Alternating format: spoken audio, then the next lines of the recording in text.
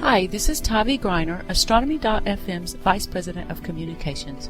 If you enjoy our programming, please let us know with a donation to astronomy.fm/donate. We really do rely on your support, and it's true, every little bit counts. AFM. Gentlemen, we have a serious problem. The Limeys are taking over Astronomy.fm.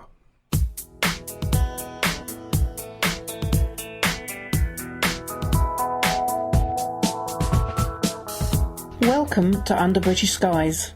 News, views and interviews from the UK world of astronomy with Richie Jarvis, Nick Howes, Ian Melville, Paul Harper, Nick Evitts, Sam Hawkins and Jenny Winder. The show is engineered by Michael Forster and produced by the team. Previous episodes of Under British Skies are available to download from iTunes. You can contact the team on Twitter at Under British Sky or email us at ubs@astronomy.fm.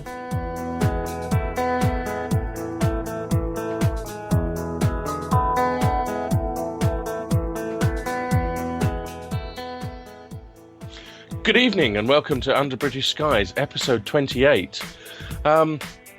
First of all, we'd like to do our usual introductions. So my name is Richie Jarvis and I'm an astronomer, or an amateur astronomer, an imager based in the south of England in East Sussex. Paul. Hello, my name's Paul Harper and my Twitter name is @HonorarySpock, and I'm an observational astronomer here in South London, Croydon, and I'm a member of the Croydon Astronomical Society. And over to Ian.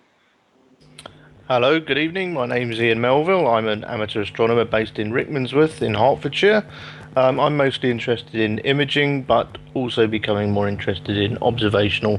I'm also using large research telescopes in Hawaii and Australia for things like asteroid follow-up astrometry. Nick? My name's Nick Evitts. I'm in rural Bedfordshire, and I'm into imaging and going back to the Open University. Thanks very much, guys. And just to introduce our extra special guest who's joining us live for the show this evening, we have very pleased to welcome Bob Mizon from the Campaign for Dark Skies. Right, good evening. Yeah, I'm Bob Mizon. I live further south than any of these guys on the south coast of England. I'm an amateur astronomer, and I happen to be the coordinator of the British Astronomical Association's Campaign for Dark Skies. A worthy goal. Right, so first of all, before we get onto talking to Bob and taking your questions, please join us in the astronomy.fm chat room. If you don't know where it is, just click on the chat room link at the top there and put your name in and click the join button and off you go. But first of all, we've got a bit of news for you. So first piece of news, Royal Mail Solar System stamps. Paul, I believe you've been looking at this. Yeah, I was going to say the stamps, if you're a person who likes collecting them, were worth buying from the local post office. And I certainly will be purchasing some. Yeah, I mean, they look really great. I mean, the images that have been chosen for these stamps. So for those of you that, yeah, they're absolutely stunning. There's sort of like solar system images for taken with the European Space Agency instruments. And if you go and have a look at the article that's in the show notes, Stu Clark's, our old friend Stu Clark, is holding pictures of them. And you've got what have we got here? Venus Express. We've got the Soho satellites. You know, they really are quite stunning and very colourful. I might just get the postcard version of those. Yeah. I wish I could get them the size of Stu's got them. Very nice. Right. What else have we got? Oh yes, the SpaceX launch of the Dragon to the ISS. I kind of missed this one in passing. I saw some updates on Twitter about it, but from what I saw about it, despite some problems with the launch or with an engine failing, it made it successfully. Nick, have you got anything to add to that? Yes, I actually got up. I actually watched the launch. It was quite impressive. It's nice to see as going back to rockets. I'm still a fan of the Saturn V, I'll be honest about it. But getting back up there and hopefully having a rocket that will get us to high Earth orbit and beyond is definitely the goal. And I do believe that they're trying to get the Falcon series of rockets man certified so they can use the Orion space capsule. Yes, it's really going to be interesting, that.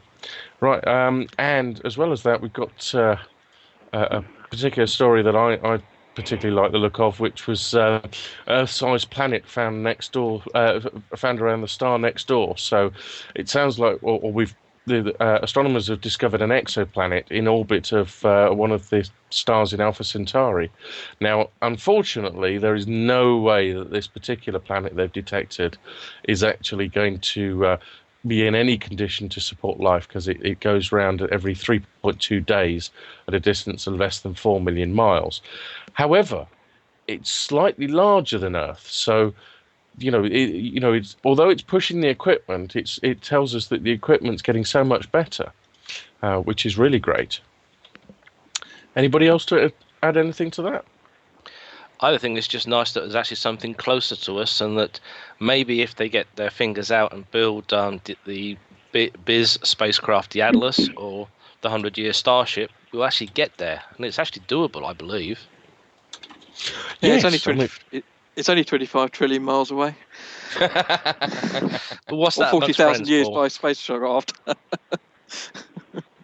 Yeah, but I mean, I remember asking Stu this question once, and I still haven't got the answer to this one. But it was so if you launched a spacecraft to Alpha Centauri and accelerated all the way there, and decelerated from halfway. Sorry. So you go halfway accelerating and halfway decelerating.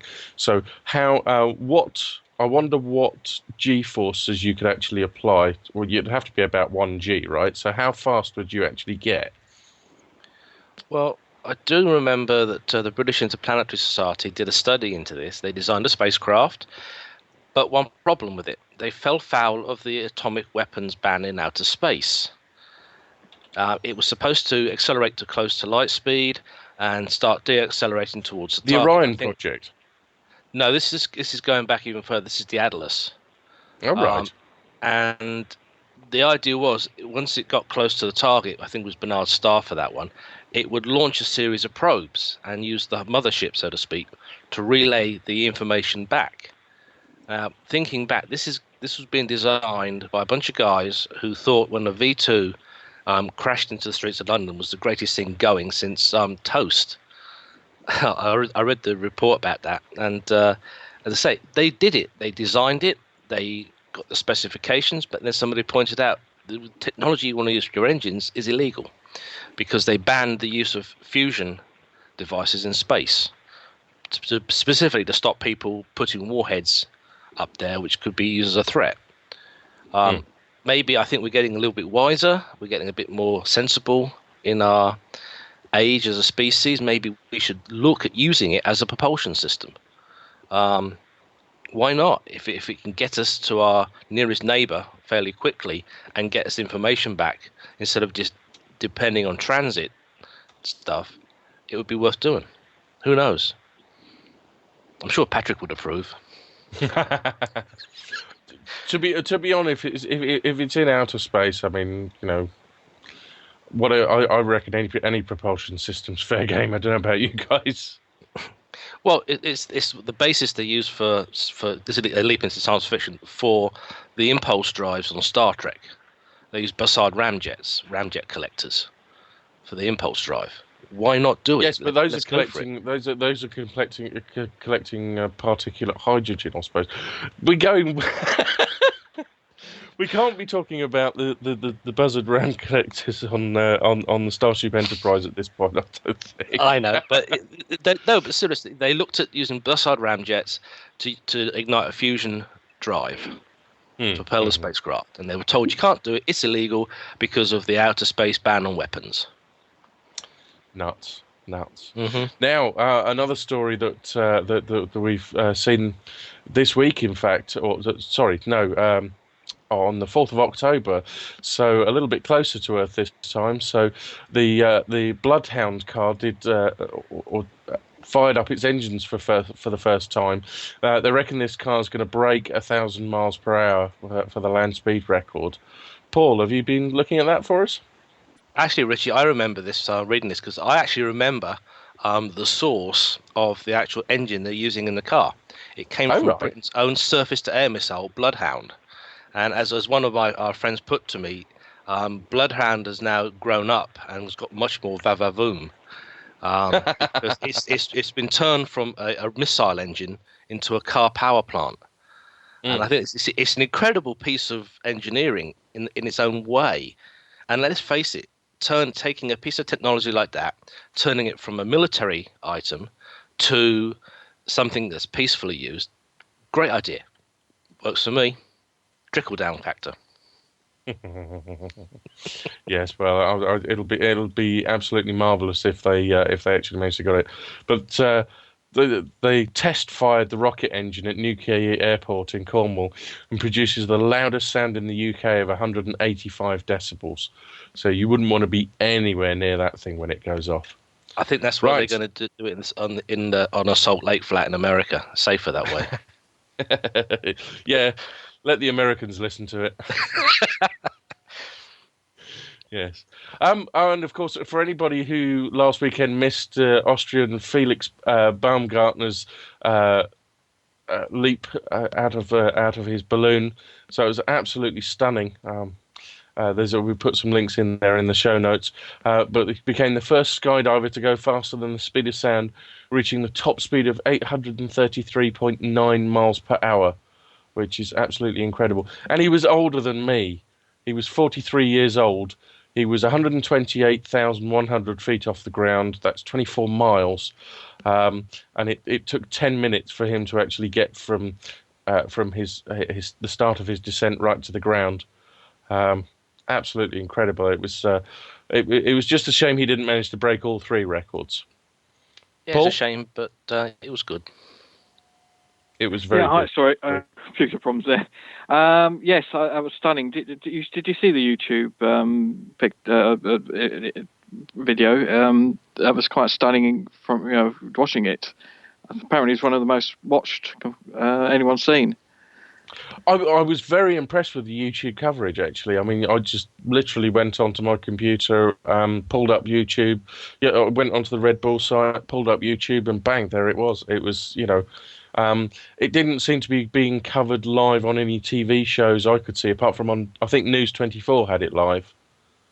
Indeed, yes. But it was well worth watching. And to all the people who, I think the media have been absolutely awful about this. I'm sorry to get on my soapbox, but listening to multiple radio and television shows on the day afterwards saying, why did he do it? What was the big feat? All he did was jump out of a balloon. But look at the science that they did. NASA want all the data for that.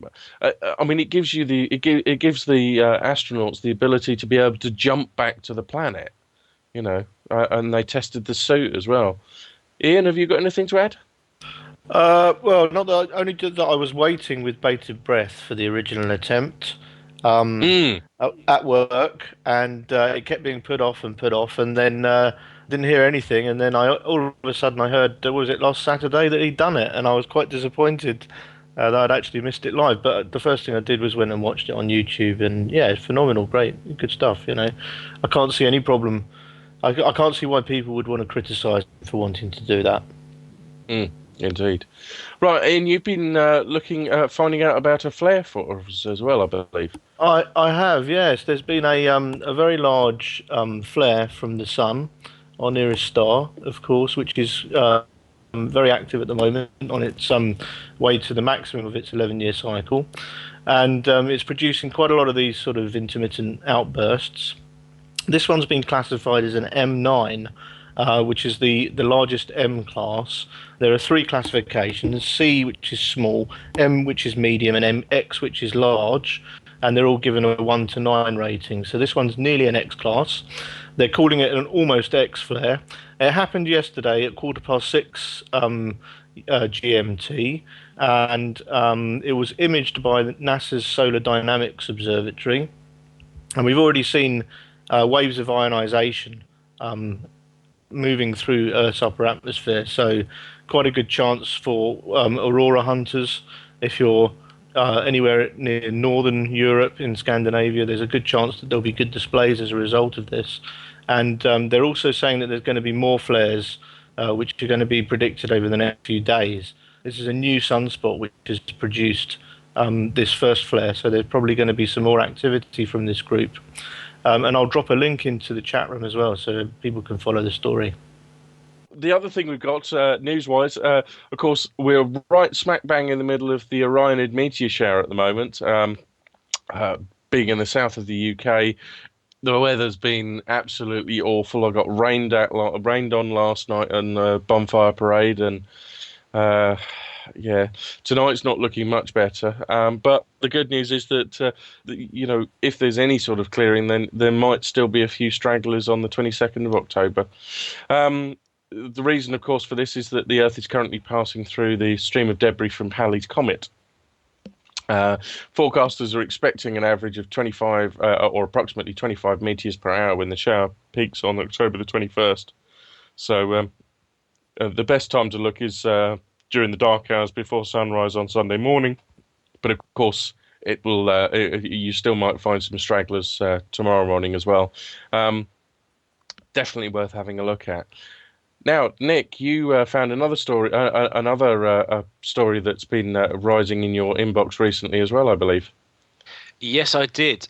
There's going to be a conjunction of two comets on the 23rd of October around 9 p.m. Greenwich Mean Time.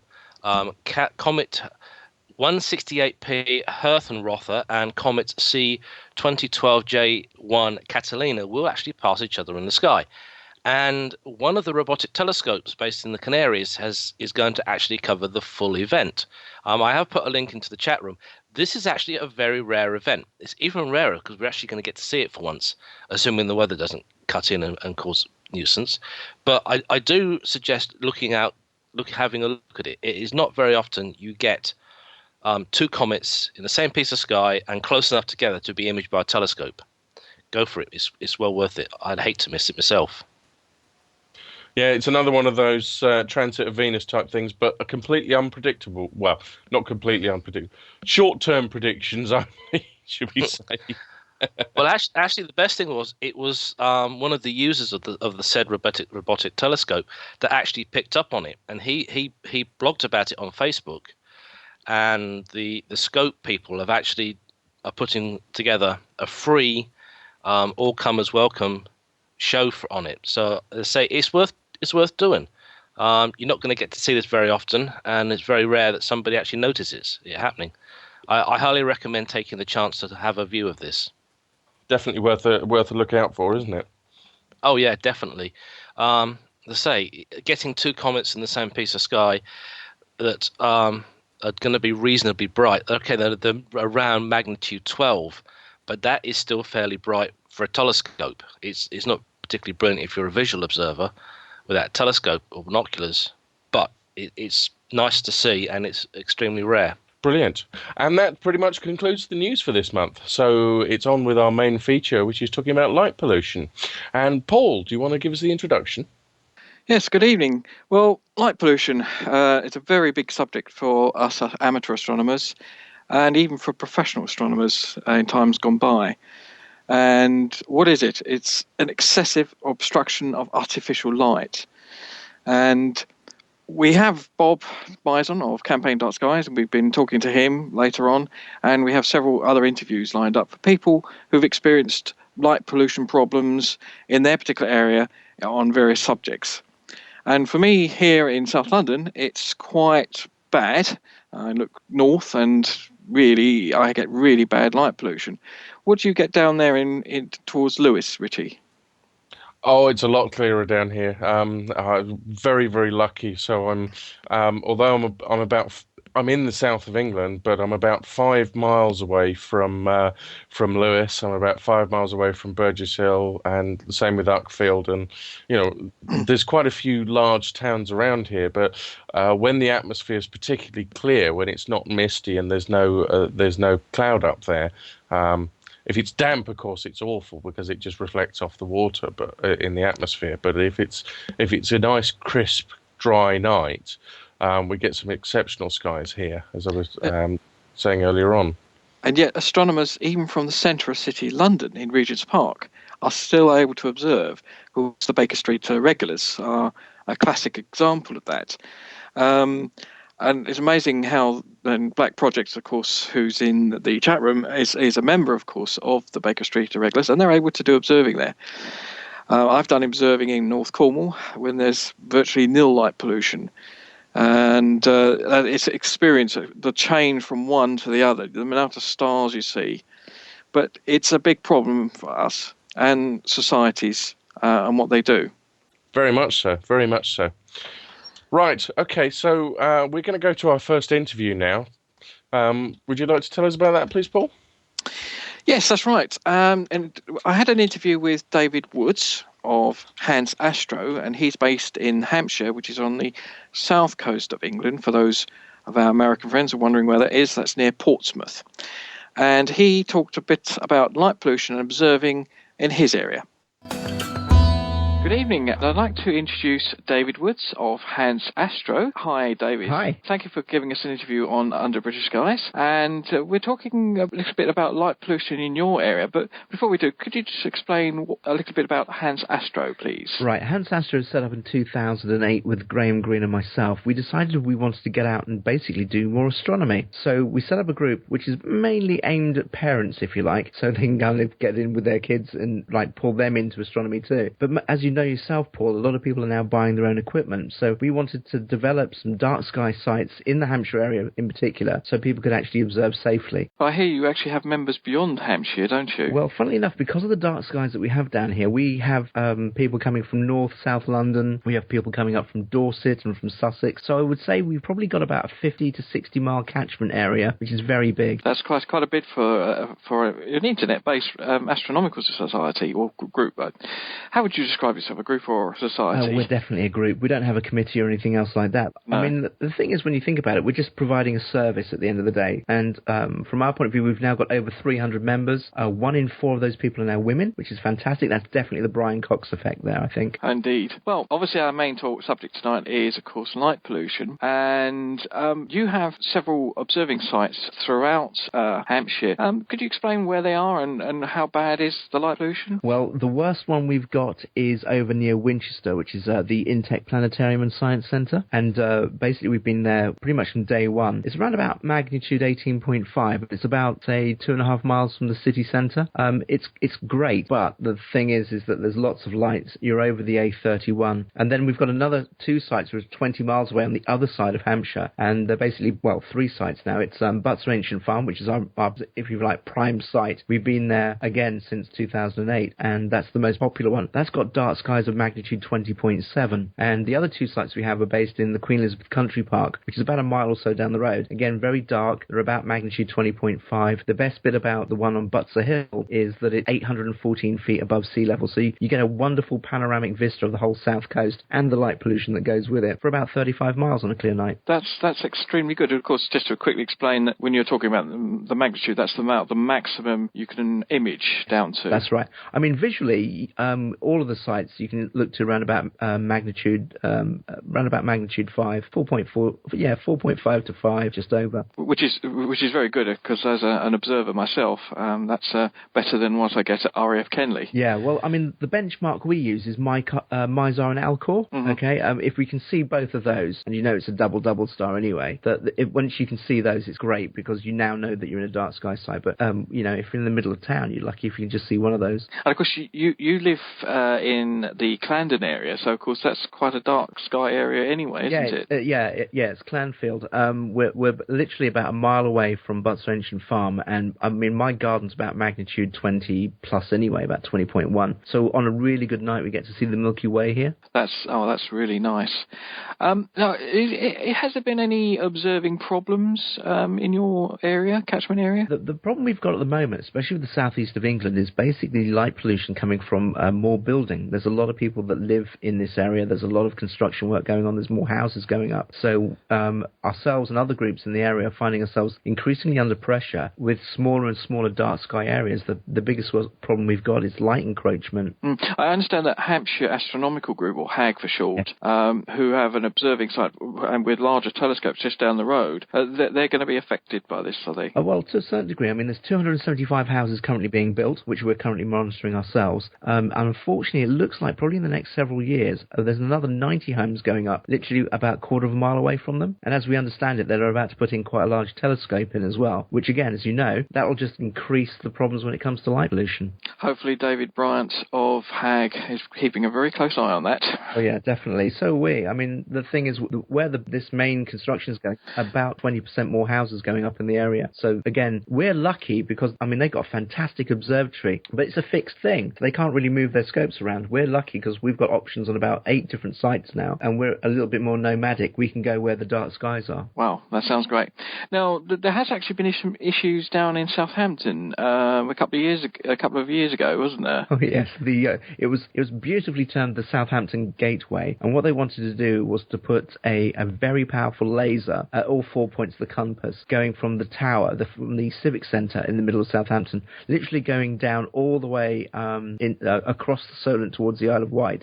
Luckily, the whole thing was quashed because basically search and rescue helicopters fly at around about 400 feet. So again, there was a real issue that they could have been blinded by these things. But also, the other problem you had was things like fog, which also happens, and that would disperse the beam, so it would just create more light pollution. Well, I'm just glad that, of course, didn't occur. I'm actually going to be speaking to someone from Philadelphia in a few days, and they got issues over there with searchlights spreading all over the place, or plans to, and a lot of astronomers are up in arms over there about a very similar thing, and they're very interested in what's happening over here. Anyway, David, thank you very much for a very short interview. Hopefully we'll come back to you at some point in time talking about general astronomy, and thank you very much. That'd be a pleasure. Thank you. And welcome back to Under British Skies, and I'd like to thank David Woods for giving me that interview just over a few weeks ago. Now, our main guest this evening is Bob Mizan of Campaign for Dark Skies. Good evening, Bob. Hello, everybody. Nice to be with you.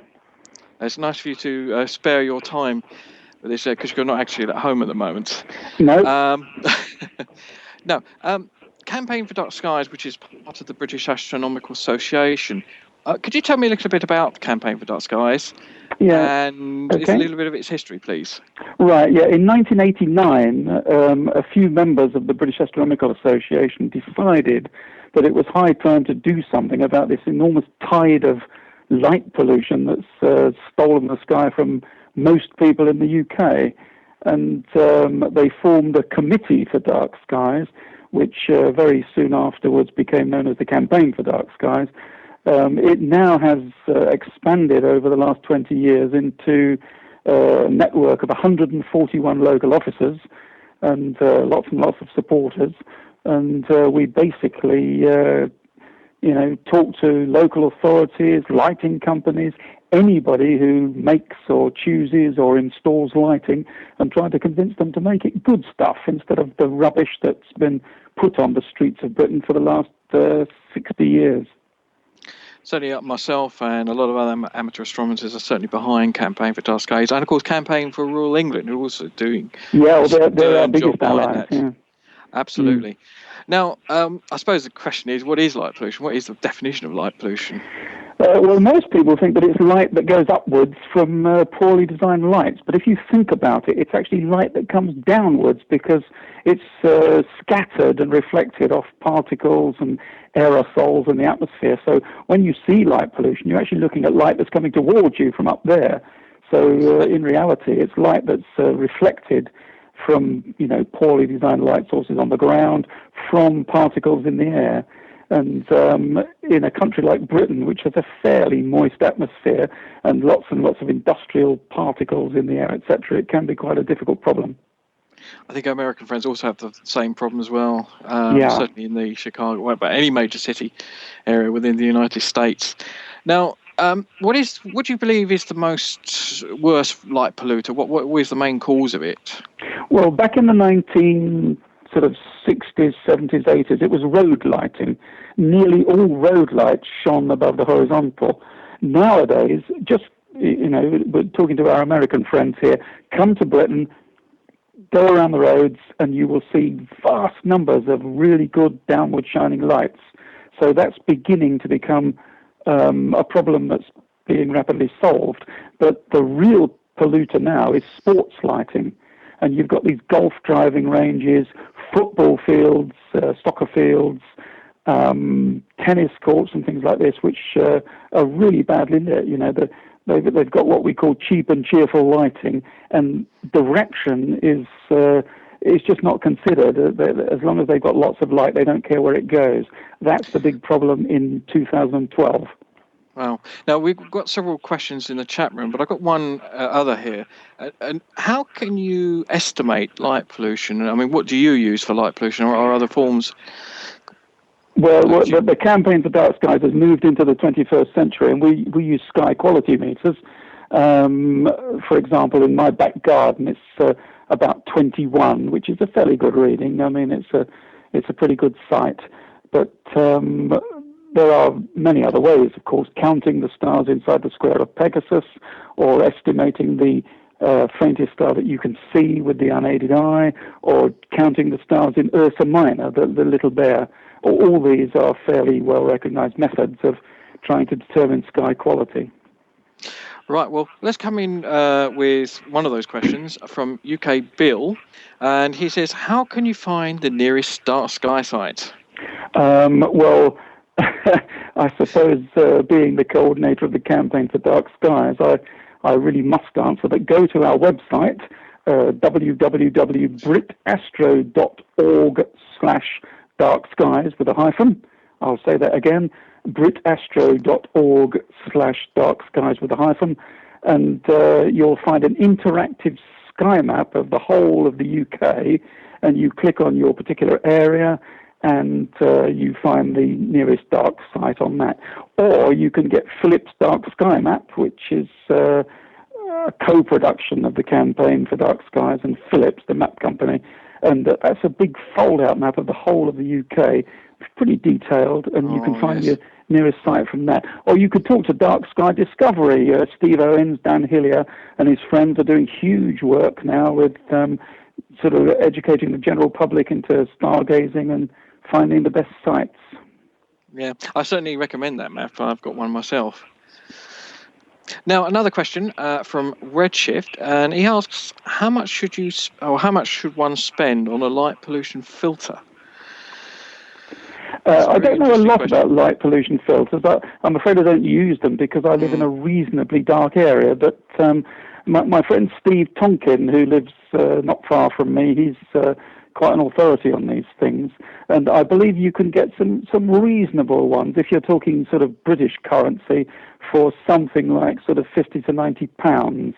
I advise you very strongly to shop around on eBay and places like this where you can also pick up real bargains, I wouldn't spend vast amounts on these things because if you know where to look, you can find really cheap stuff that's good quality.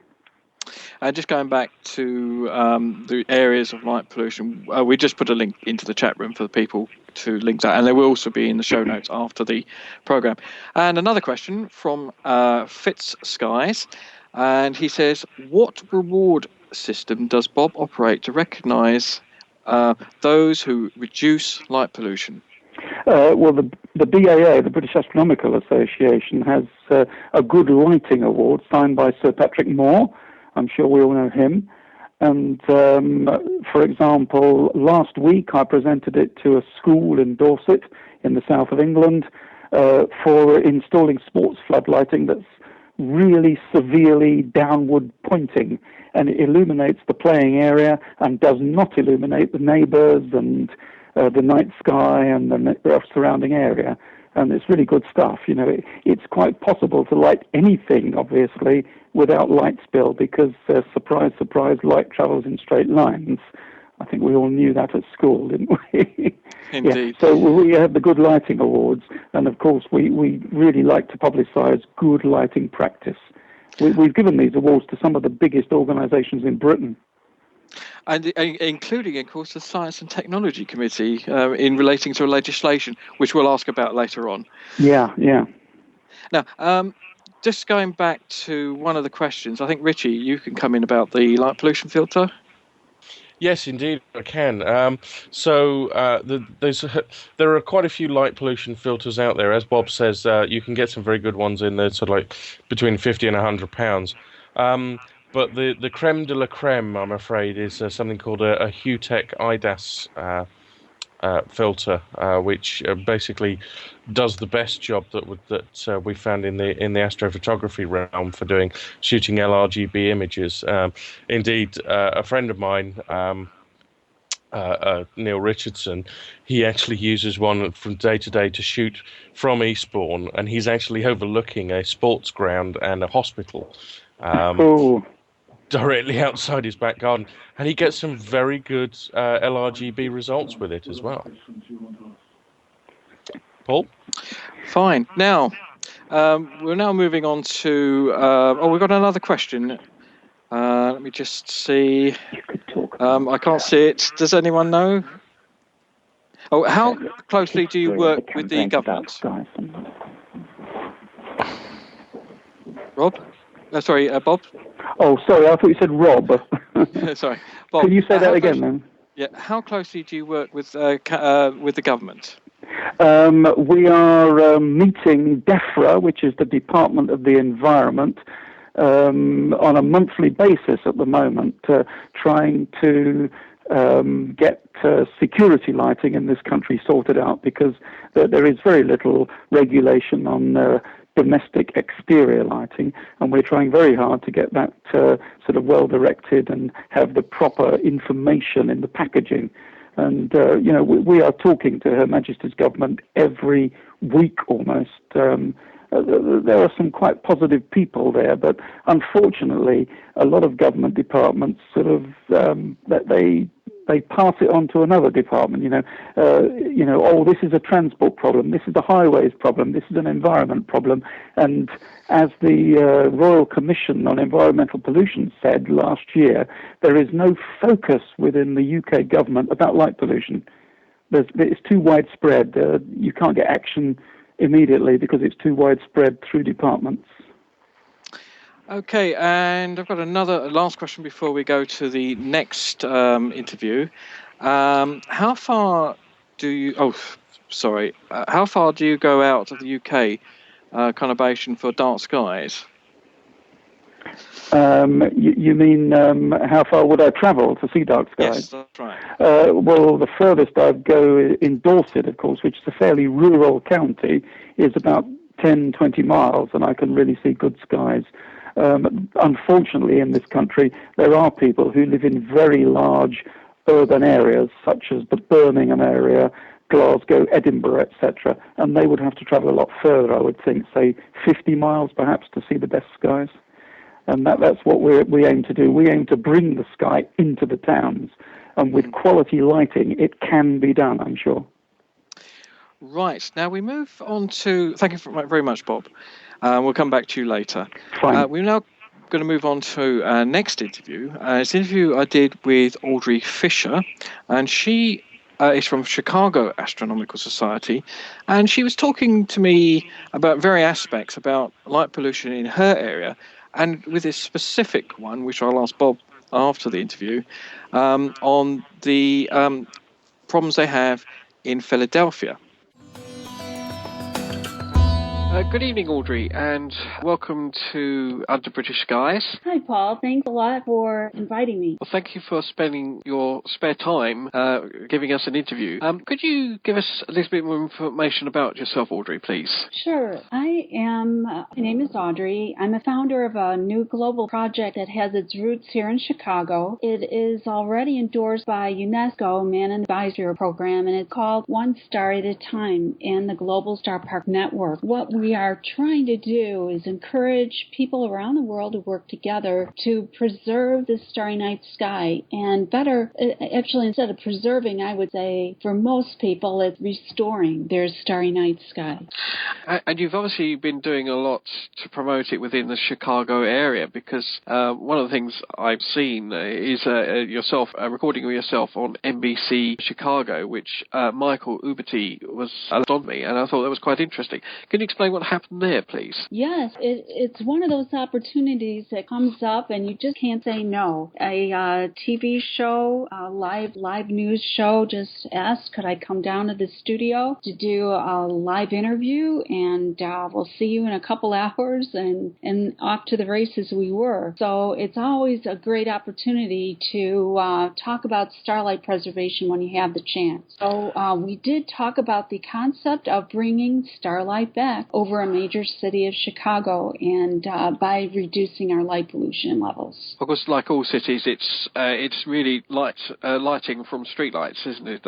Is the main cause of your light pollution in Chicago, isn't it? It is. As well as billboards, of course. Yes, I would say 80%. If we could fix the light pollution level, if we could fix the street light, it would take care of 80%. And what's helping us all now is the American Medical Association's recent unanimous vote that says light pollution is harmful to the human health and safety. So now having that into our back pocket, it's ammunition for us to go out there and demand less light pollution even over our cities.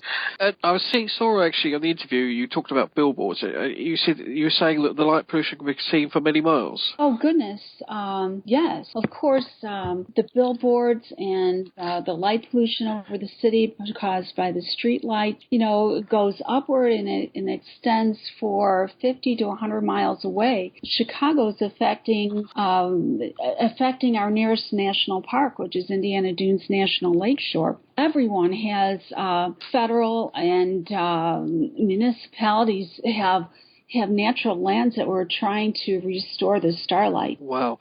Now, going back to, of course, your organisation, One Star at a Time, what sort of outreach have you been getting involved with? Well, Michael Uberty is someone that is really helping me quite a bit. He's in the upstate New York area, and he developed a little character called Spoke Star. And basically, we're trying to inspire everyone to discover the little spoke star within each one of us and go out and speak up for starlight. Speak up at any chance you possibly have. When there's budget hearings, when there's municipality hearings, when the park districts are calling and they want new ideas, go up there and talk about starlight restoration. Now, Spoke Stars, is that a kind of mascot of some sort? I would say so. He's very amiable type of character. He really is, what can I say? He's a typical guy or person. He's just wearing a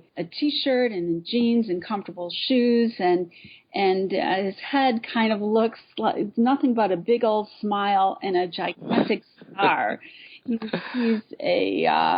He's really kind of a lovable character, and we're really trying. The one message we're trying to say is don't leave activism up for anybody else. Each one of us has something we can bring to the table, and don't leave it up to the national organizations to do that work. Don't think that I paid my dues and now I can sit back and complain about the issue and not. each one of us has to become active in that global participation that's so important. You can't replace it. I think it's an international problem. Not only the United Kingdom and the United States. Most of the Western world has this light pollution problem, and encouraging people in such a manner, I think, is very important. As well as, of course, visiting schools and local authorities, encouraging light pollution. One of our members, who you particularly know, Bob Mison of the Campaign for Dark Skies, who's on live on our program in a few weeks. He goes out to schools and sets up planetarium and talks to the kids about light pollution and, of course, about the night sky. And I think the more we can encourage people to do that, the better.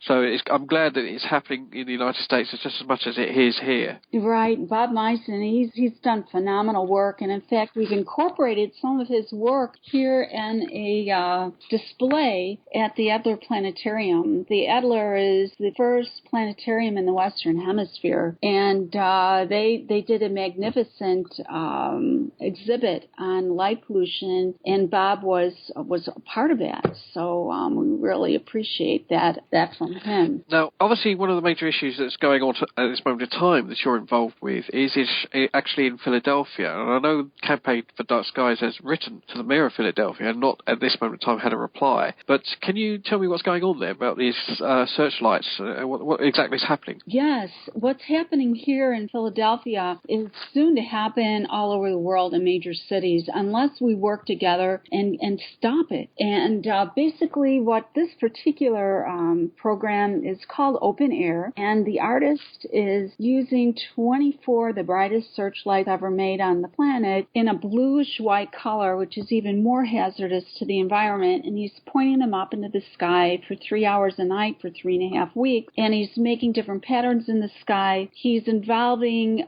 public participation by the thousands, and what he's encouraging people to do is go to his website, put and record a message, and the recording of the voice somehow affect this light beam. So basically what he's doing is at the time when dark sky activists are working as hard as they possibly can to get the word out about light pollution is bad, it's hazardous for your health, let's restore the starry night sky, keep any unnecessary lights from being pointed up into the night sky. Here's a man that got paid big bucks in hundreds of thousands of dollars, and he's teaching people to pollute the night sky, and it's glorious. And it's totally fighting our message, which is very frustrating. And what's been happening is that, just to add to the frustration of it, the key astronomer in the area decided to join this star party of these searchlights and actually add to the programming of it. So now he's got, what can be interpreted as an endorsement by astronomers that yes, we can go ahead and use these light beams. And that's just crazy. That is just crazy. I don't know what to tell you. It is very frustrating. I think a few astronomers over here would be up in arms if they were to try and put that in central London. We've got bad enough light pollution as it is, like yourselves, but to have searchlights all over the place, no matter how long, for astronomers even in central London, I just do not understand the mentality of it, really. So, just think about people from the federal agencies and municipalities, they got together like 100 years ago or longer, and in a visionary process, they thought it was important enough to think ahead and set aside natural lands for future generations. Well, don't you think it's every bit as important and visionary to preserve our starry night skies for future generations? If we don't do it, if the astronomers don't get together on a global level and do this, who will? If you think of the implications, of course, it affects local wildlife, because do birds know when night and day is? It not only affects us and the night sky, it also affects local animal populations, for example. Absolutely. Starlight is an intrinsic part of the very essence of our heritage.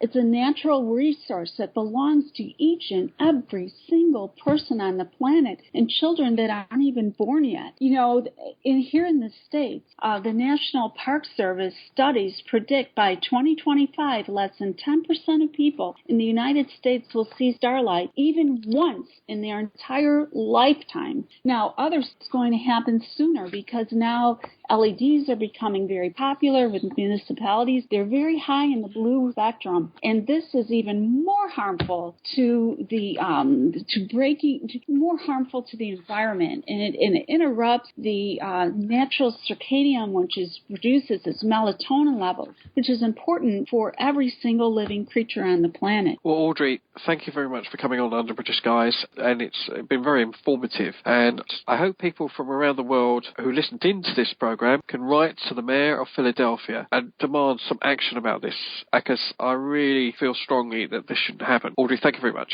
Thank you. And while they're writing to the Mayor of Philadelphia, write to the Mayor of Detroit, because it's happening there in a few weeks. Write to the Mayor of Chicago. We really must get our act together and support each other. Yeah, I totally agree with you. And thank you very much, Audrey, a very, very passionate lady and on light pollution.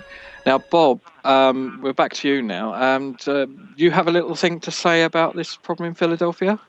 Yeah, I mean, we too wrote to the mayor. We've had no reply.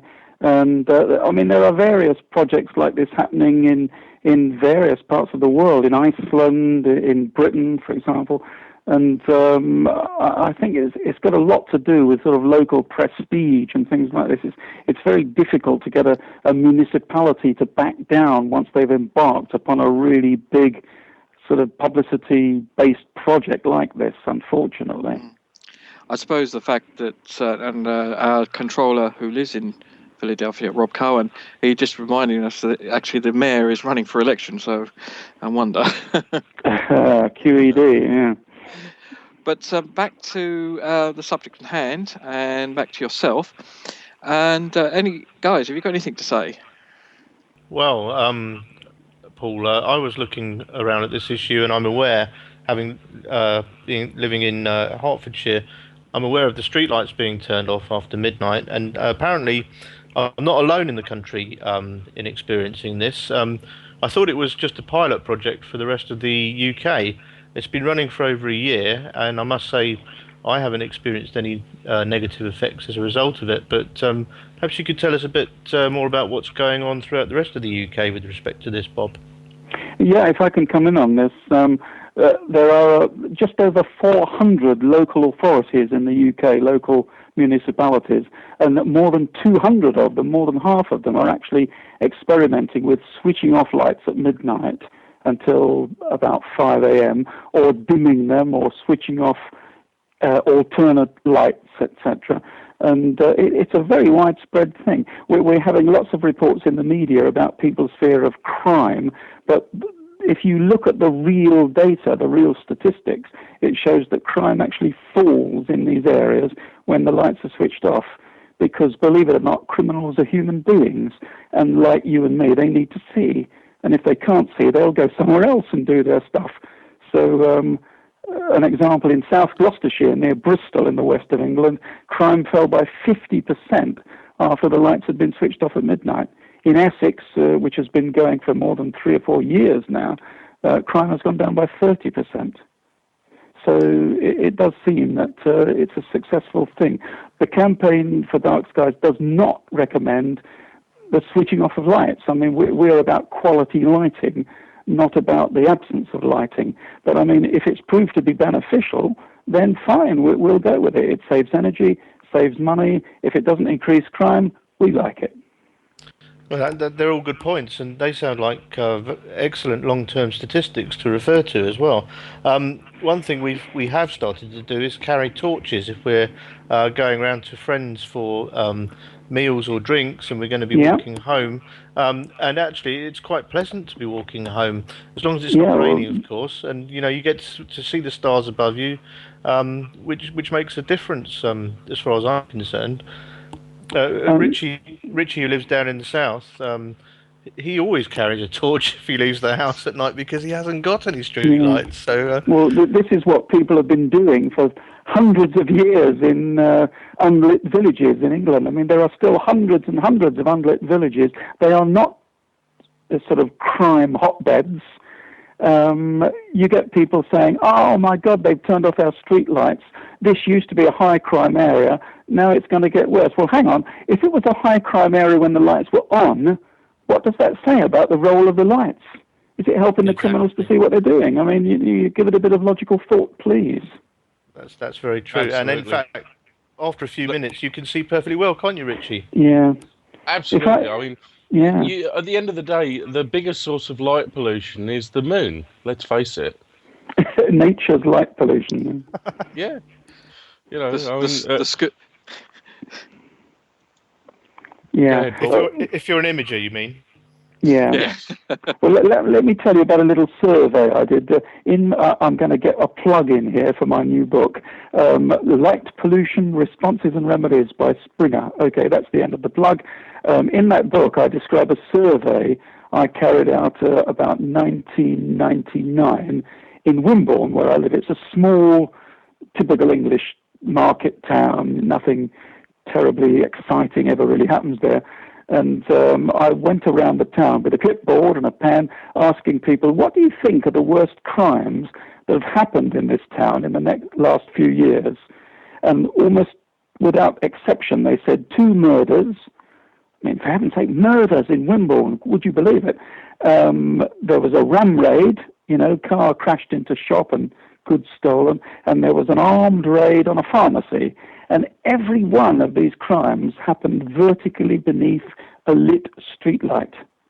And, I mean, it's just anecdotal, but it does seem to suggest that, lighting and crime aren't necessarily connected in the way that most people think. If criminals can see what they're doing, they're quite happy, I'm sure. If you're a mugger, for example, you want to see your victim. You won't attack somebody you can't see. They could be 7 feet tall, so it's food for thought.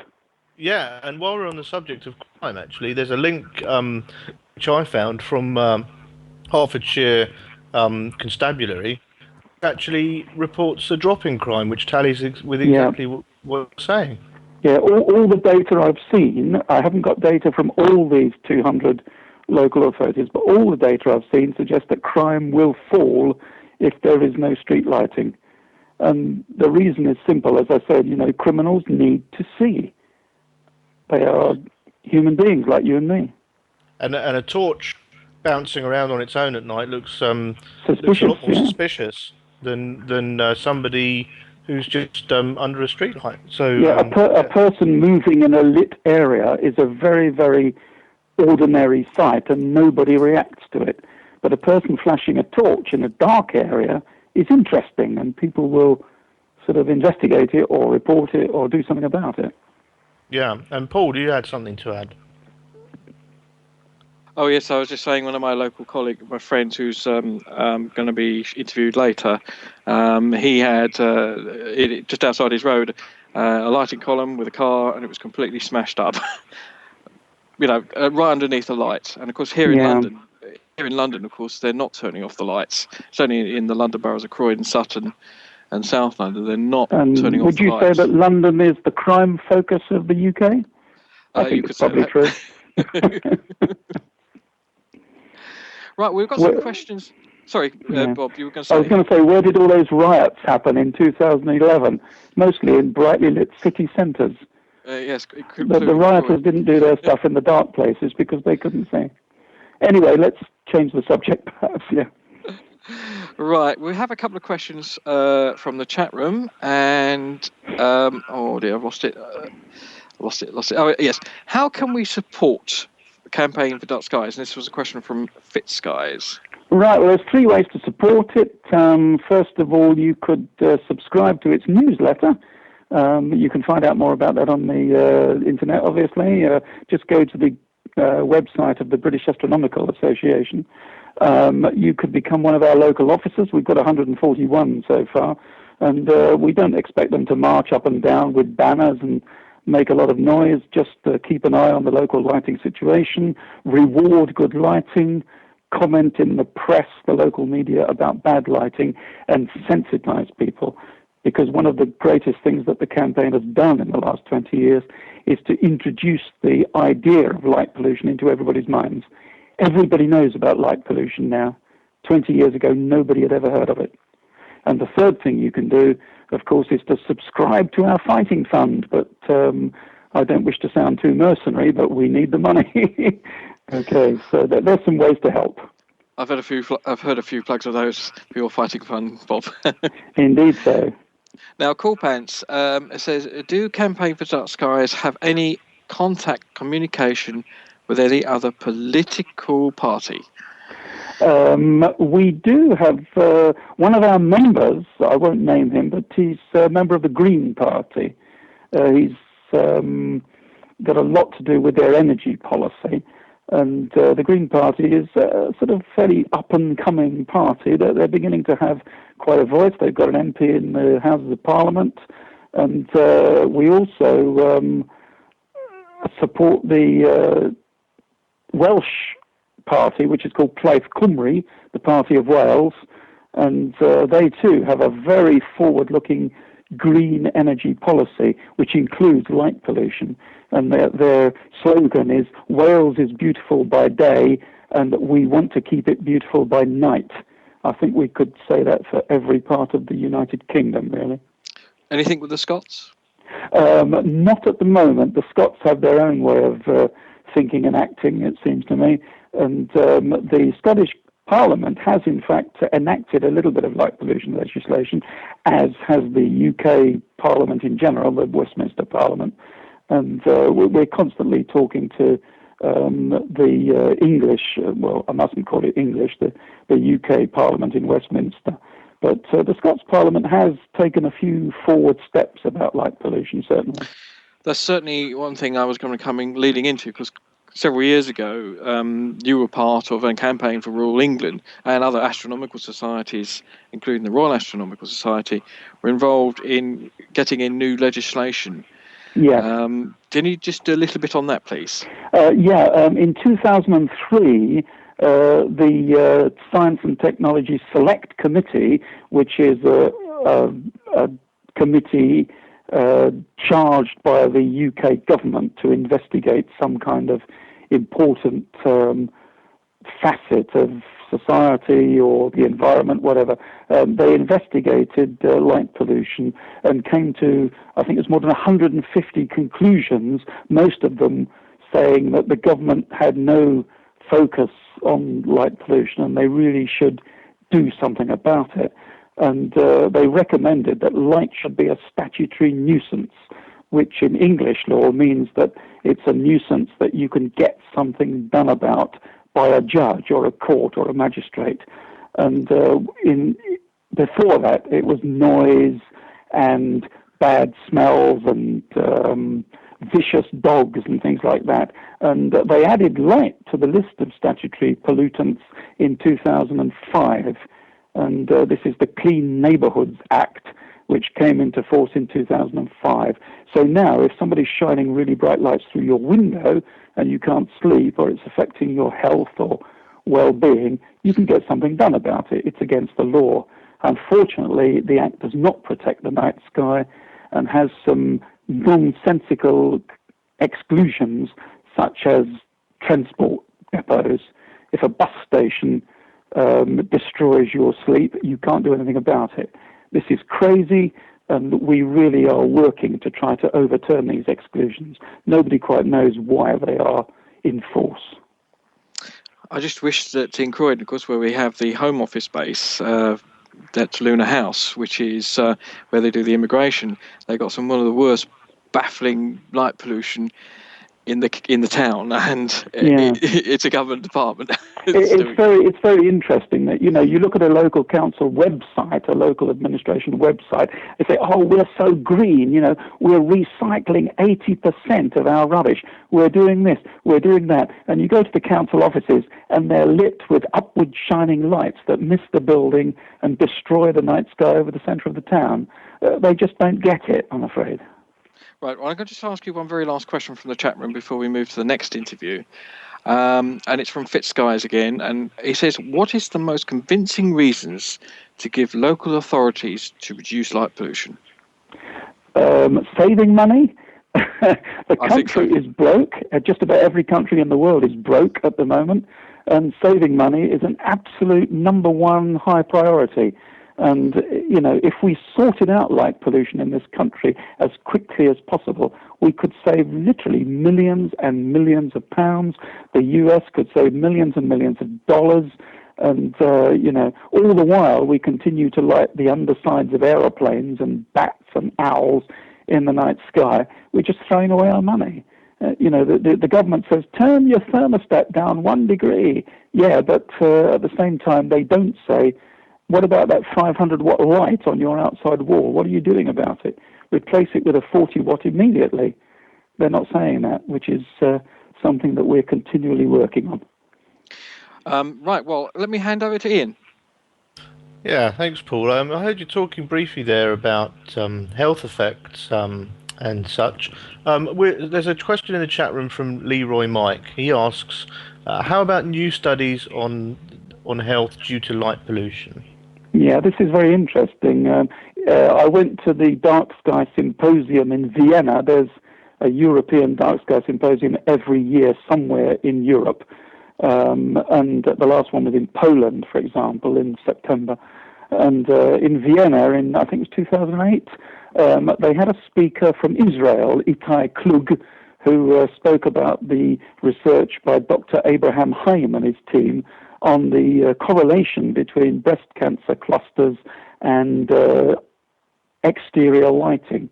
And it's very interesting that it's very sort of compelling that women who live in large urban areas with lots of extraneous light coming through their bedroom windows tend to sort of present with breast cancer in its early stages, whereas the women, mostly Palestinian, who live in the small unlit villages, don't seem to have such a high rate of breast cancer presentation. So what does this say about the role of sort of modern urban living and lighting with things like this?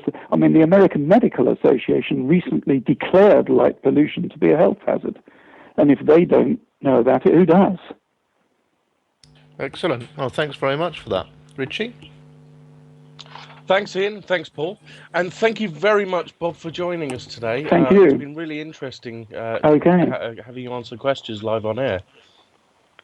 Okay. Can I switch off now? Or? You need me anymore? Yes. We haven't got any more questions. We've got a couple of interviews. So just to say thank you very much for joining us this evening. You're very welcome. Pleasure having you on the show. Okay. Bye-bye. Bye-bye.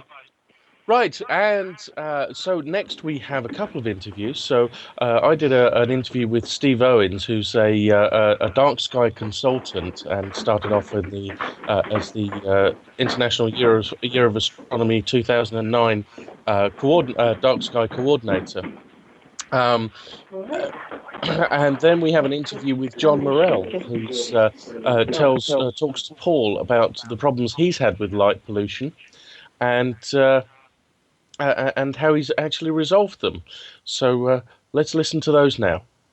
I'm very pleased to welcome Steve Owens, who's a freelance dark skies consultant and also was the UK coordinator for International Year of Astronomy 2009. Welcome, Steve. Hi, Richie. How are you doing? I'm very good, thank you. How are you? Yeah, right. It's a rainy night here in Glasgow at the moment. Ah, that's why you're willing to talk to me then. That's right. Yeah. So, first of all, let's talk about how you got into working with the Dark Skies movement. Well, I've been a keen amateur astronomer my whole life and worked in Glasgow University for a number of years. But my main kind of foray into the Dark Skies movement was during the International Year of Astronomy. As you said, I was the UK coordinator for IYA, and one of the cornerstone projects, one of the big global projects for that year was Dark Skies Awareness. And every country got to decide how they would engage with that themselves. And in the UK, I was very keen to try and establish a dark sky designated place, something that didn't exist in Europe up until then. There were a handful of them in North America, designated by an organisation called the International Dark Skies Association, and they took applications from parks or reserves or communities who had done exceptional work to protect their night skies and preserve the darkness, and had awarded them certain designations. And up until 2009, it really was just in North America. It was international in as much the same way that the World Series of Baseball is a World Series, only America was playing it at the time. So I really wanted to get this designation into the UK. And I worked with the IDA and looked around the UK for a suitable site. I spoke to all of the national parks. There are some incredibly good dark sky sites in the UK, even though we're a very densely populated island. But the park that really stood out as being best placed and was ready to begin the process was a forest park in the southwest of Scotland called Galloway Forest. And it's run by the Forestry Commission of Scotland, and they were very keen to develop their winter tourism.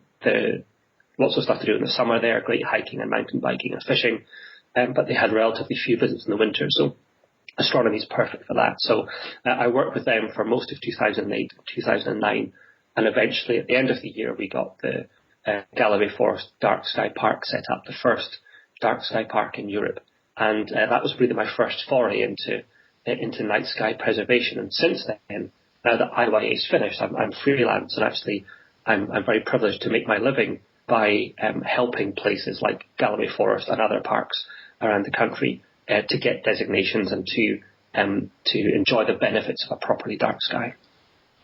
So how dark does the sky have to be before you can be designated by the International Dark Skies Association? Well, it's a good question, and it's quite a complicated answer. You might think it'd be an easy answer, but it's relatively complicated. There is a fundamental baseline, though, which is to say that you have to be able to see the Milky Way somewhere on the site in order for it to be considered a dark sky site. And I'm sure most of your listeners would concede that that's kind of the baseline benchmark of a dark sky. But the IDA, the Dark Skies Association, is very practically minded about this, and they have very subtle wording in their guidelines which says that an area has to have an exceptional dark sky resource relative to the population that it serves. So it doesn't actually have to be perfectly pitch black. Obviously, we'd like them all to be. Galloway Forest Dark Sky Park is amongst the darkest skies you'll find anywhere in Europe.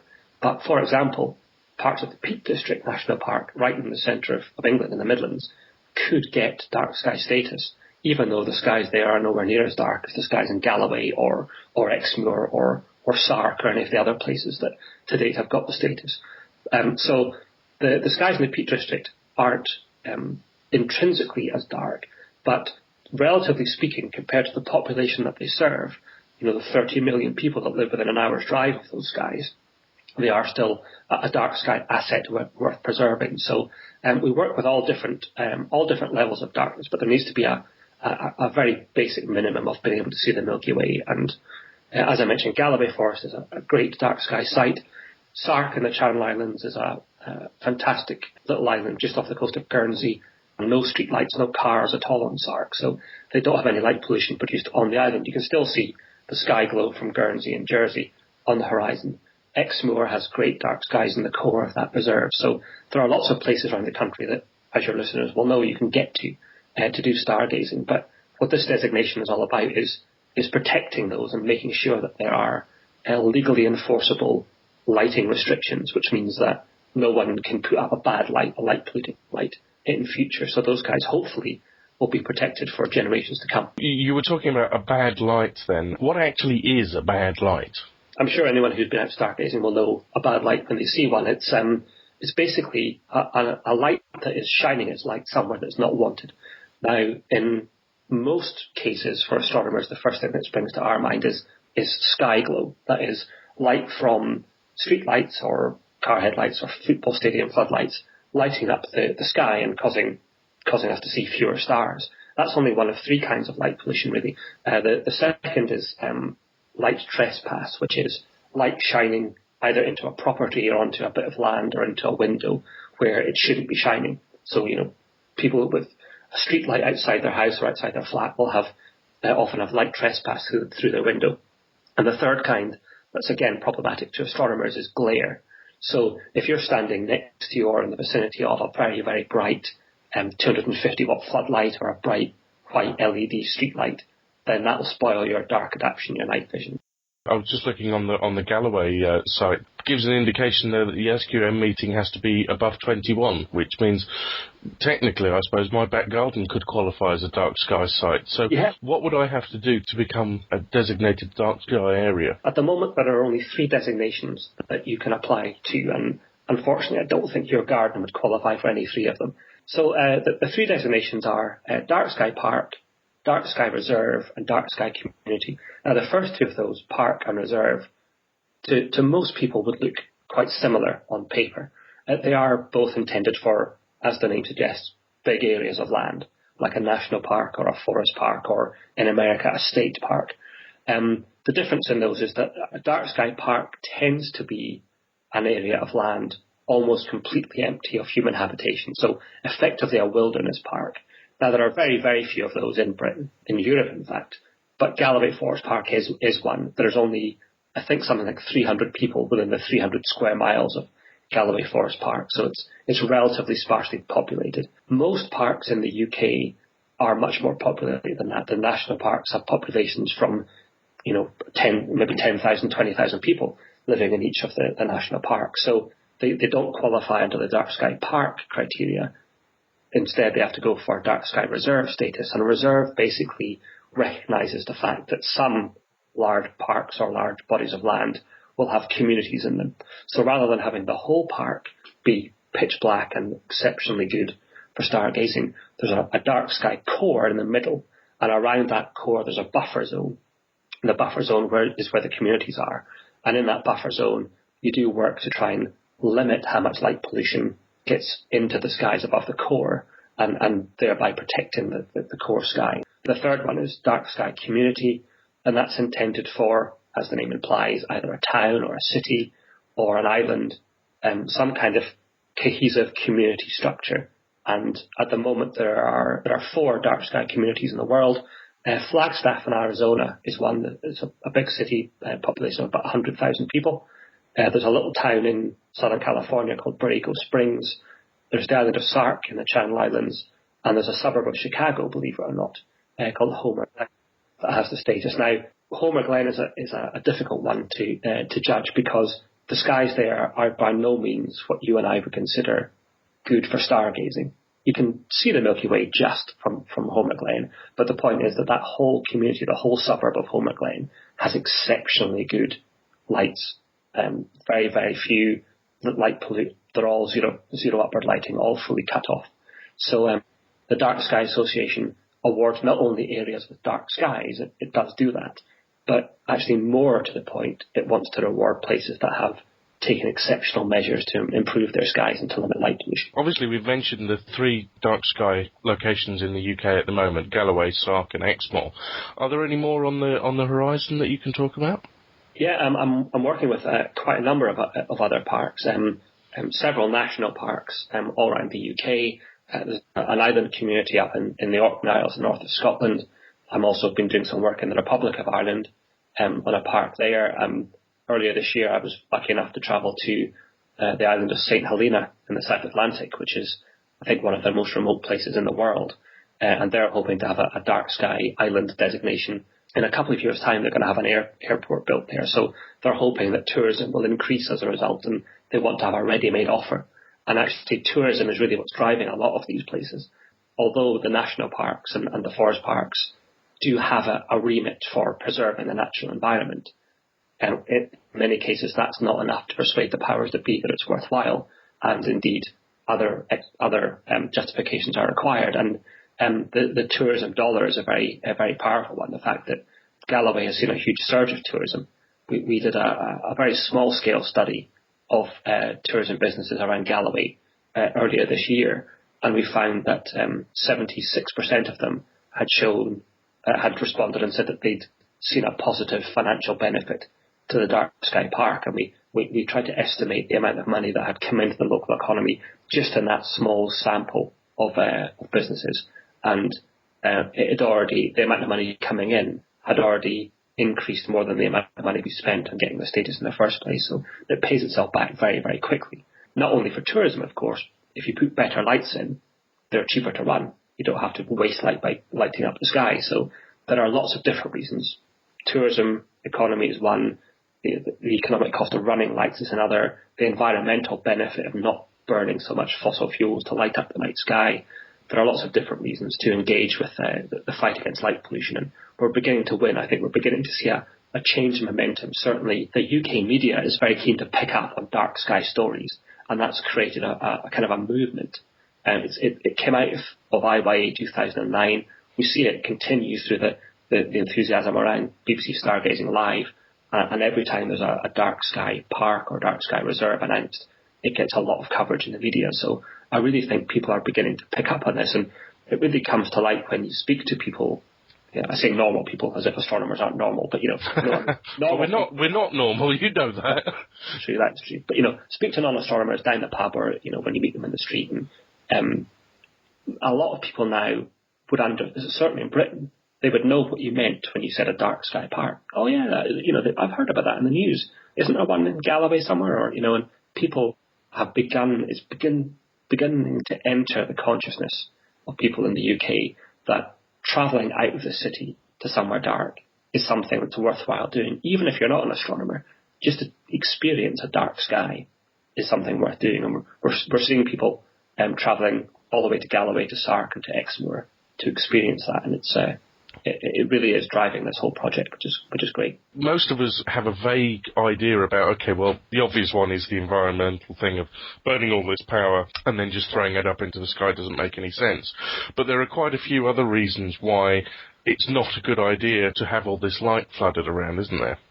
Absolutely, and the list is extensive, and I may not cover it all, but as you meant, as astronomers, we talk about this all the time. So the sky glow is a problem, obviously, for astronomers, but we'll be the first to admit that's kind of a niche interest. I think more and more people are getting interested in it, but for serious amateur astronomers wanting to do almost research level stargazing and observing, then light pollution is a problem. But for people who are just wanting to go and experience a night sky, it's a problem too. And in the same way that access to wilderness landscapes should be something that's relatively easy to get. The same should be true of the night sky. The night sky is part of the natural environment, so it's important to limit light pollution from that regard. You mentioned, of course, the energy production that's wasted when you light up the night sky. And there's also a lot of good studies coming out at the moment over the past few years that show that light at night is harmful to nocturnal wildlife. There's the famous story of sea turtles. When sea turtles hatch, they move towards the brightest horizon, which tends to be the sea as it's lit up by either the moon or the stars. But if you put a beach resort next to a beach where there are sea turtle eggs, they'll head towards there instead of towards the sea. So it's causing problems for sea turtles. Bats are adversely affected in terms of their hunting strategies. If there's light around at night, the insects that they hunt, it could migrate or move to the brighter areas, which is a problem. So in general, nocturnal animals need darkness. Most of the animals on Earth, more than half of them, have evolved to go around at night and need darkness to do that. And the other big factor that's coming in at the moment that we're beginning to see more and more data about is the impact directly on human health. And that it seems that light at night or exposure to excessive amounts of artificial light could be carcinogenic and could have a really negative impact on our health. So just like other animals, we've evolved in an environment where we have a bright daytime and a dark nighttime.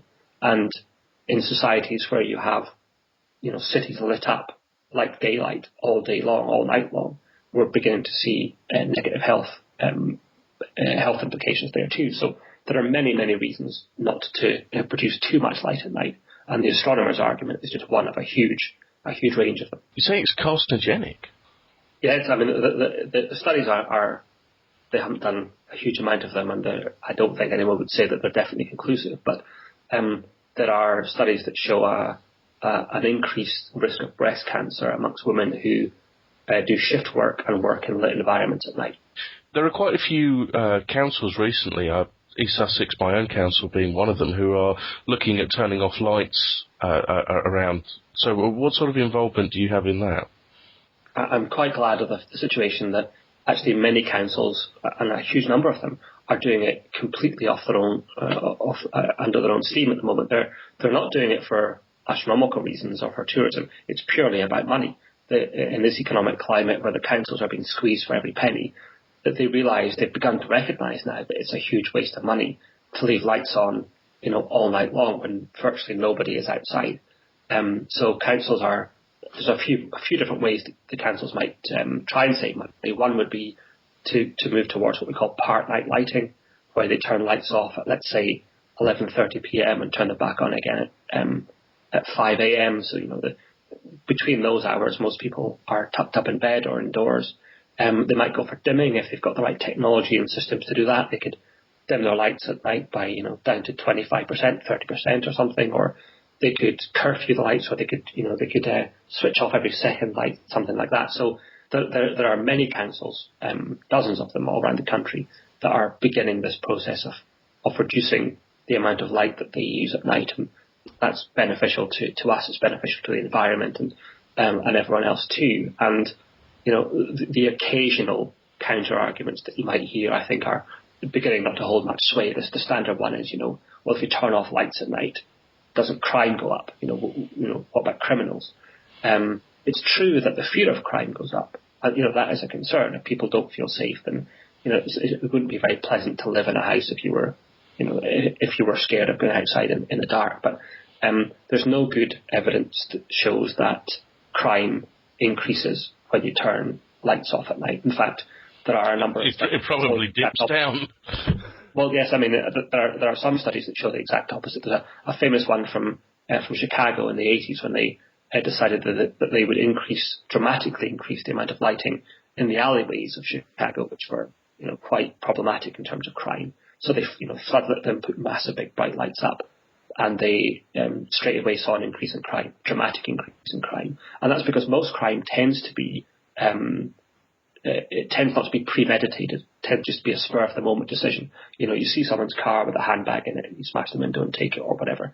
And it's easier to see what you're doing for a crime like that if you've got lots of light around. And if you're a burglar, the last thing you want is to be carrying a torch with you because it makes it easier to see. Now, having said that, there are studies that show the opposite, so it's difficult we need to be careful as astronomers not to cherry pick our data. But certainly, there's no good evidence that shows that crime goes up when lights go off. And similarly, there's no good evidence that shows that accidents go up when lights go off. In fact, badly positioned bright lights, whether they be street lights or security lights or whatever, because of the glare they cause, can directly contribute towards traffic accidents. And if you have to rely on your car headlights, then it's far less likely that you'll get dazzled by a bright light nearby. So yes, there aren't many good arguments that counter the switch-offs that are happening.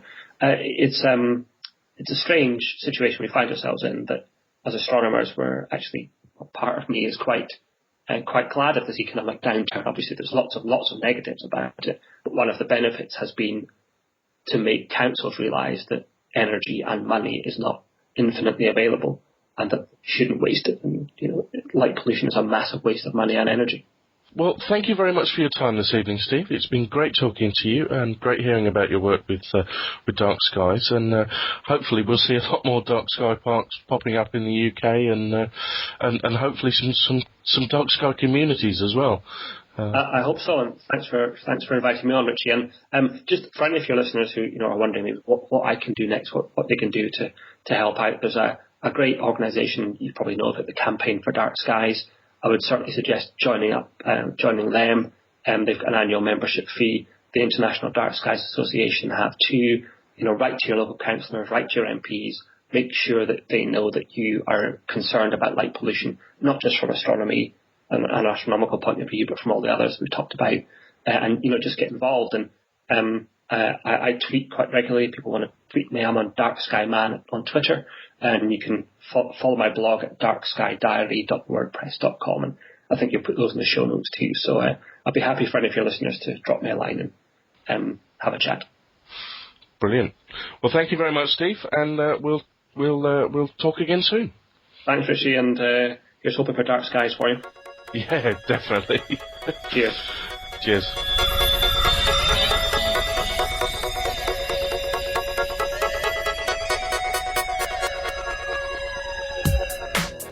You are listening to Under British Skies with Richie Jarvis, Nick Howes, Ian Melville, Paul Harper, Nick Evitts, Sam Hawkins and Jenny Winder.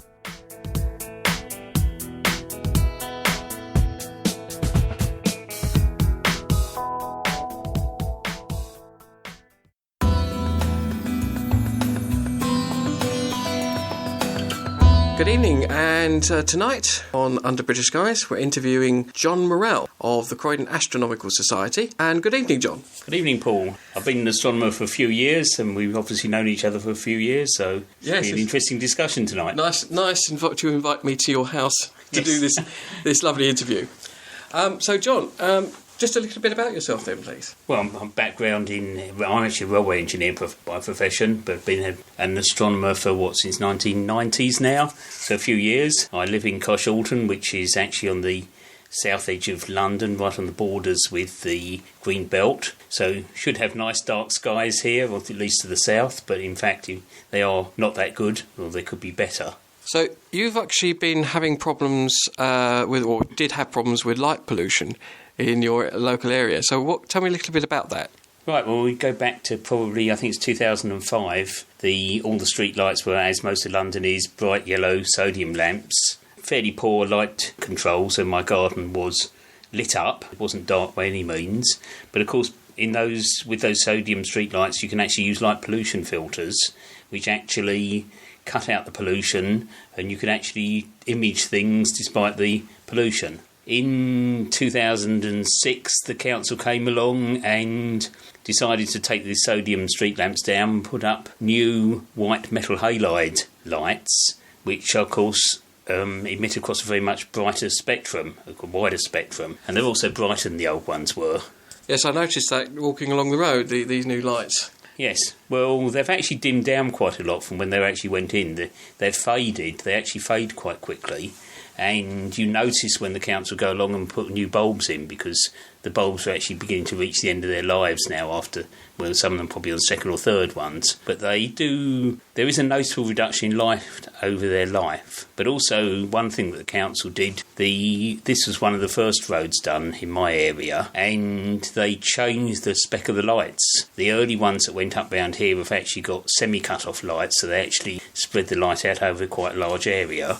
The newer ones that they've put in other areas of Carshalton have actually got full cut-off lights, which actually control the light spread much better.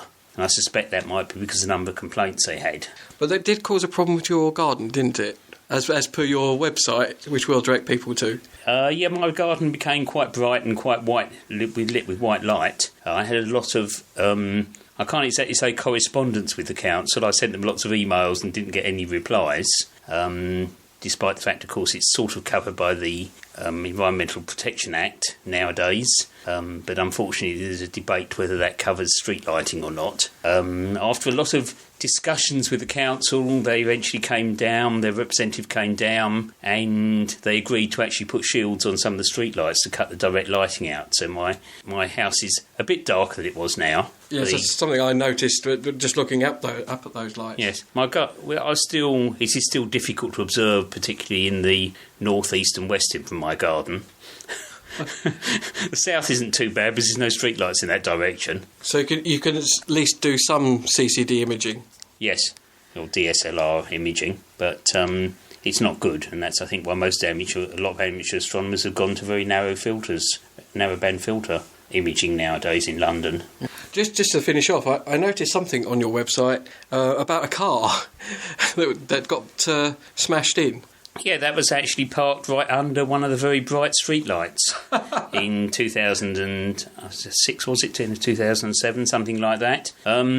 People came along and tried to steal it by forcing the bonnet open and forcing the driver's door open, and both were badly bent. And the car being fairly old, I don't think ever went anywhere again except to the scrap heap. But since then, another neighbour's car has been smashed, had the rear window smashed, parked right opposite one of the other street lights. So much for security lighting then. Yes, insecurity Or lighting, insecurity as lighting. it will be called by one of your other contributors, I suspect. I'm sure Bob might have something to do with that. And thank you very much to Steve Owens for talking to me for such a long time. I mean, it was great talking to him. And Paul, you want to say thank you to John? Yeah, and thanks for John Morell also for giving an interview at his home in Sutton. Brilliant. Right, now we're going on to our app corner, and appropriately, we've been looking for dark sky apps. And Ian and Paul, you've been having a look for us, haven't you? Yeah, we have, Richie. I've only been able to locate one iPhone app for showing locations of dark skies, and unfortunately, it's restricted to the North American states. There's no indication of any mapping for the UK. It's only 69 pence though, so I think it might have been a useful investment for me just to do a little bit of research into what the state of the problem is in the North American states. There's certainly large areas, particularly around Nevada, Idaho, Oregon, lovely dark places there, Wyoming. There must be some wonderful New Mexico, obviously. I'm just browsing it at the moment. And that app was only 69p, and there's a link that will drop in to the chat room and put onto the show notes as well, if anyone's interested. We need a UK one, don't we? Well, yeah, we do need a UK one, exactly. So if anybody's out there listening, involved in iPhone development, there is the data available to produce one of these, because as part of our research for tonight's show, we found a really good interactive map, which I will post the link to the chat room now, which we've been looking at for the last 10-15 minutes while that interview's been playing, and we found it really rather enlightening, haven't we, guys? Absolutely. Very much so. I mean, what's interesting is you can. It's using a tool called Zoomify. So if you go onto the link that we'll put in the show notes, and also I've just put into the chat room as well, and so's Ian.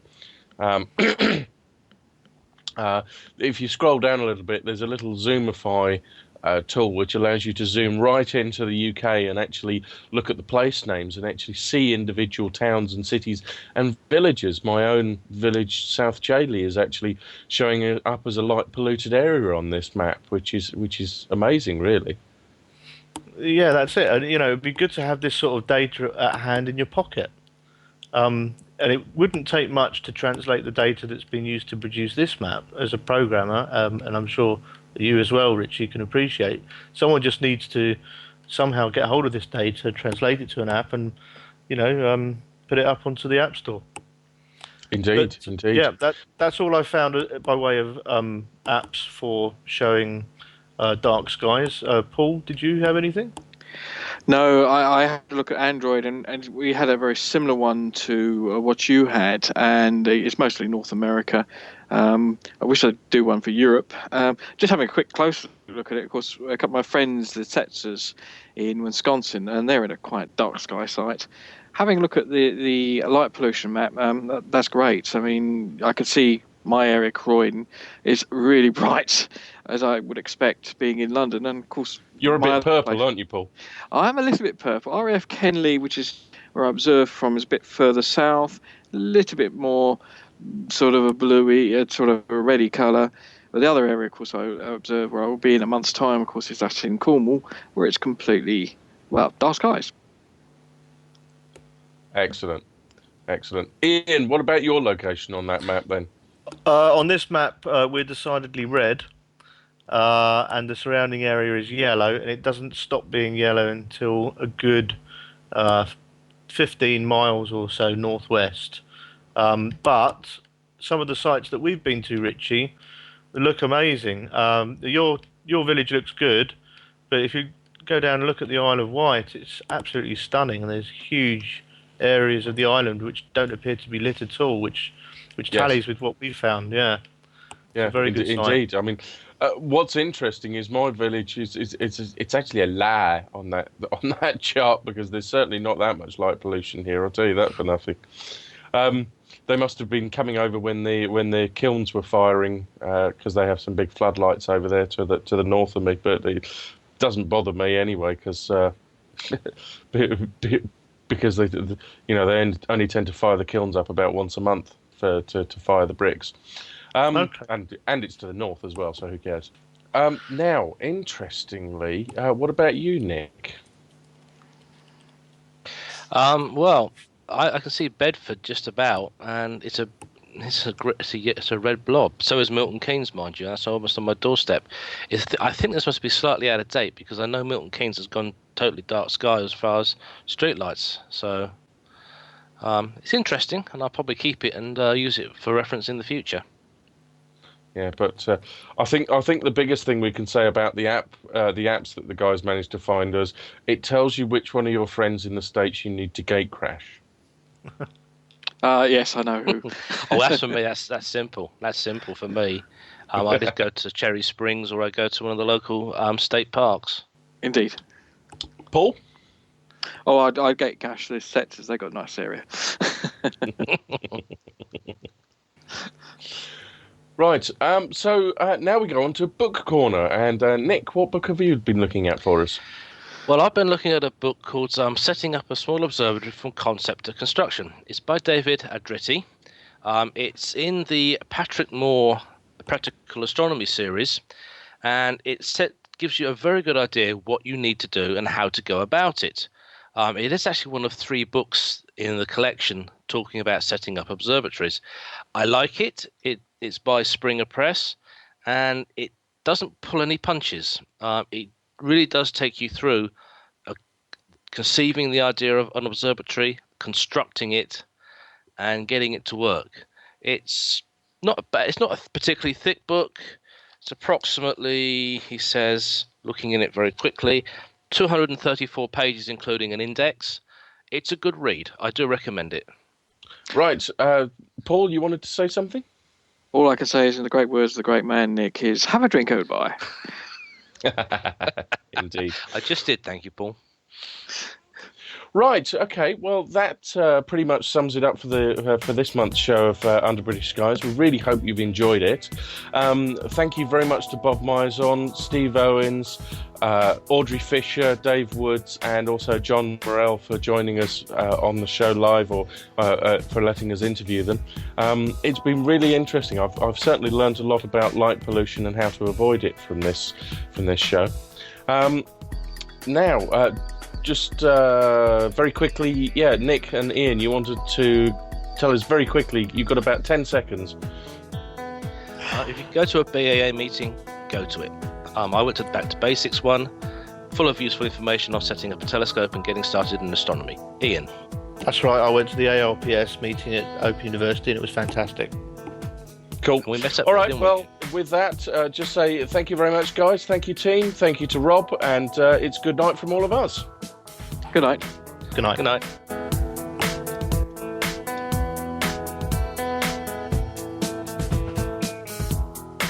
You have been listening to Under British Skies with Richie Jarvis, Nick Howes, Ian Melville, Paul Harper, Nick Evitts, Sam Hawkins and Jenny Winder. The show is engineered by Michael Forster and produced by the team. Under British Skies is broadcast live on astronomy.fm radio on the third Sunday of each month at 8 p.m. GMT. You can contact the team on Twitter at Under British Sky or email us at ubs@astronomy.fm. See you next month. We hope that you've enjoyed this program from AFM Radio, the broadcast service of astronomy.fm. This program has been released under Creative Commons license. Please contact us for details. You may find more of our AFM original programs on our website. It's really easy to find us. We are astronomy.fm. You may also find us in the iTunes radio listings near the top of the News Talk section, and also as an iTunes podcast selection. We'd love to hear your comments. Please email us at radio@astronomy.fm. Thanks so much for being part of the voice of astronomy around the world and across the known universe. This is astronomy.fm radio. AFM.